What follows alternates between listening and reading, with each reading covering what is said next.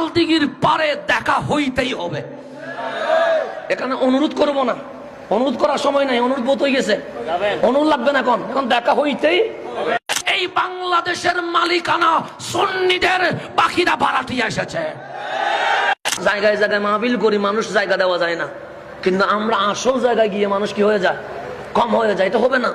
আহলে সুন্নাত শুধু ঘরে বসে থাকলে হবে, মাঠেও পরিচয় দেওয়া লাগবে কি লাগবে না। আপনাকে আমাকে যেমনি ভাবে মদিনায়ও বসে থাকতে হয়, প্রয়োজন হলে কারবালায়ও যেতে হয়। আজকে এতদিন বসেছিলেন, আজ প্রয়োজন হয়েছে কারবালায় যেমন আমার হুসাইন গিয়েছে, ঠিক সুন্নি জনতাকে মাঠে নামার সময় এসে গেছে। এই মাঠ ছেড়ে দেওয়া যাবে? এটা শাহজালালের বাংলাদেশ, শাহপরানের বাংলাদেশ, নাসিরউদ্দিন সিপাহ সালার বাংলাদেশ, 360 বারে আউলিয়ার বাংলাদেশ, এটা শাহিন শাহেসির কোটের বাংলাদেশ, এটা কাউসুল আজম ভান্ডারীর বাংলাদেশ, এটা মোহসেন আউলিয়ার বাংলাদেশ।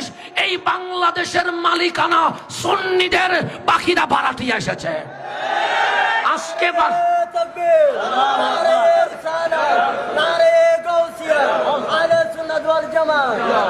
আজকে বারাটির আওয়াজ শুনে মালিক ভয় পাবে, এটা কখনো হইতে পারে না। এই অবস্থান জানান দেওয়ার জন্য আগামী 15 তারিখ রোজ শনিবার বিকেল 2 ঘটিকায় লাল দিঘির পারে দেখা হইতেই হবে। এখানে অনুরোধ করব না, অনুরোধ করার সময় নাই, অনুরোধ বোধ হয়ে গেছে, অনুরোধ লাগবে না, এখন দেখা হইতেই। এখন আর বাগ নাই, এখন সব কি হয়ে গেছে, এক হয়ে গেছে। এখন আর অমুকে গেছে কি না, অমুকে গেলে যাব, অমুক না গেলে যাব না, এটা বলার সুযোগ নাই, এখন সবাই যাবে। সুতরাং আগামী শনিবার বিকেল 2 ঘটিকায় ইনশাআল্লাহ লাল দিঘির মাঠে দাঁড়িয়ে আমরা এটাই প্রমাণ করব, এই জমিনের মালিক শাহজালালের উত্তরসূরিরা। কথা ঠিক কি না? ঘরে বসে থাকলে কেউ ডাকবে না, মাঠে আসতে হবে, অবস্থার জানান দিতে হবে। অবস্থার জানান দিতে না পারলে সংখ্যাগরিষ্ঠ সংখ্যালঘু হয়ে যাবে।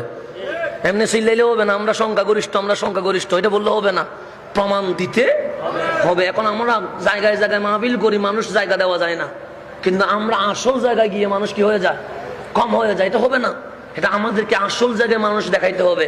লাল দিঘি থেকে শুরু হবে, সরোয়ার দিতে গিয়ে শেষ হবে ইনশাআল্লাহ। ইনশাআল্লাহ, আল্লাহ যেন সবাইকে কবুল করে।